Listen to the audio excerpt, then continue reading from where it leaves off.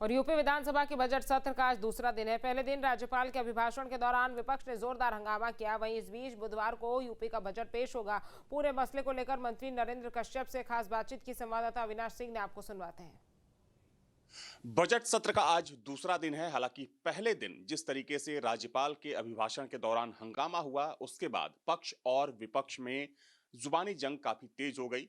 देखा जाए तो ये जो सत्र है इसलिए महत्वपूर्ण है क्योंकि योगी सरकार के दूसरे कार्यकाल का चूंकि देखा जाए तो ये आखिरी पूर्ण बजट है 27 के इलेक्शन से पहले। और इस वक्त मेरे साथ यूपी सरकार के मंत्री नरेंद्र कश्यप जी मौजूद हैं। सर, जिस तरीके से कल हंगामा हुआ और राज्यपाल को बीच बीच में रुकना पड़ा, सपा ने कहा कि वो बीजेपी के लीडर की तरह बोल रही थी, इस वजह से उनको रोकने की कोशिश की गई। राज्यपाल गो बैक के नारे लगाए गए। क्या कुछ कहना चाहेंगे? भारत के संविधान में राज्यपाल पद की बड़ी गरिमा है।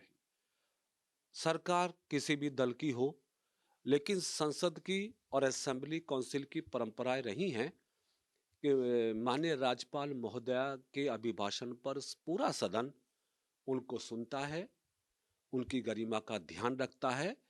यही संविधान और परंपराओं की मान्यता है। परंतु समाजवादी पार्टी संविधान को कमजोर करने के लिए, लोकतंत्र को कुचलने के लिए सदन का दुरुपयोग करती है। कल भी वैसा ही हुआ।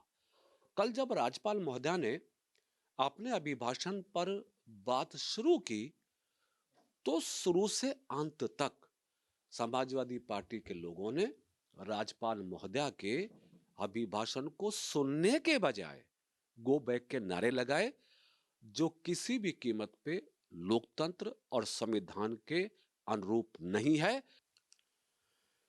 2027 में उत्तर प्रदेश का चुनाव निश्चित है, लेकिन भारतीय जनता पार्टी एनडीए के बजट का चुनाव से कोई कंसर्न नहीं है, क्योंकि योगी जी के नेतृत्व वाली सरकार चुनाव या वोट के लिए बजट या काम नहीं करती है, बल्कि उत्तर प्रदेश को देश में प्रथम स्थान पर लाने के लिए उत्तर प्रदेश की 25 करोड़ जनता को अपने परिवार का सदस्य मानकर उसके सर्वांगीण विकास के लिए काम करती है। इसलिए कल पेश होने वाला एनडीए सरकार का बजट ऐतिहासिक होगा। उत्तर प्रदेश की तस्वीर और तकदीर को बदलने वाला होगा। और जो संकल्प देश के प्रधानमंत्री नरेंद्र मोदी जी ने लिया है भारत को विकसित राष्ट्र बनाने का, उस संकल्प में उत्तर प्रदेश की बड़ी भूमिका इसी बजट के माध्यम से आगे बढ़ेगी।